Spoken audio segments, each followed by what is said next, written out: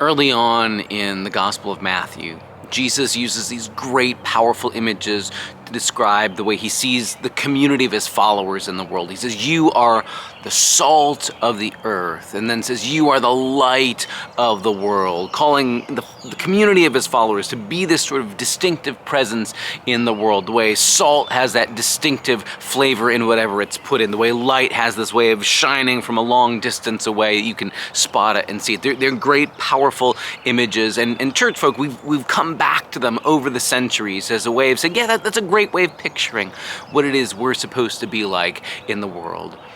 The trouble with metaphors, the trouble with talking about ourselves like salt and light, is it's real easy to talk about it in big, vague, broad generalities, and maybe to be inspired by the idea of it. It's harder then to figure out what exactly would that look like? What would it mean to be salt in the world? What would it mean to be light for the world?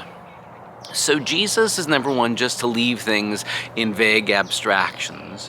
Jesus sends out the community of his followers to actually embody what it looks like. This coming Sunday, we're going to see that, and I hope we can hear it as sort of a continuation of that idea that what started as a great image, being salt in the world, being light for the world, now he fleshes out for his followers and says, all right, I'm sending you out into the towns all around to embody, to be, to practice, to do what my mission is all about. So the same way Jesus says, you've seen me heal people and lift up those who are brokenhearted and comfort those who are hurting and cast out evil spirits and bring good news and announce God's reign. The same way you've seen me do that, now you go do that in other places where I'm going to send you. In other words, embody for people, show for people in your actions and in your words what it looks like to be salt for the world, to be light for the world.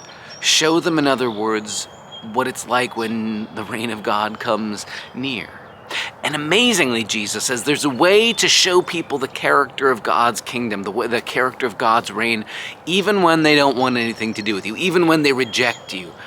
And when you meet with hostility, Jesus says, you just turn away and shake the dust off your feet and walk on to the next town. You don't need to call down fire from the sky or shake an angry fist at them. You don't need to yell curses at them or force them to convert to your faith. You just say, okay, we've been vulnerable. We've offered you this free gift. You don't want it. We'll move on to the next place, because that's, again, the character of God, whose love is willing to be vulnerable, to risk being rejected, even as God's love brings good into the world.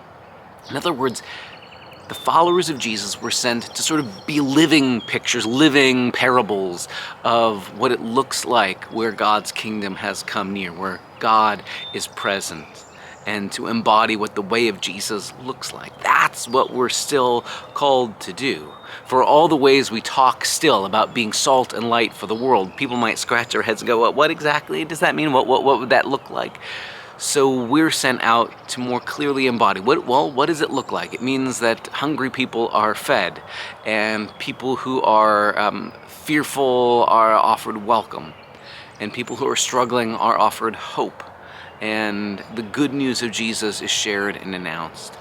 And Jesus sends not just a handful, select group of the 12 first followers, but all of us. We're part of this ongoing movement of his followers, so that everybody in the world will get a glimpse of, oh, that's what you Christians mean when you talk about the kingdom of God. Oh, that's what you're talking about when you tell us about the love of Jesus. We're supposed to embody it so that people get a glimpse of what God's up to right now, right here in our midst.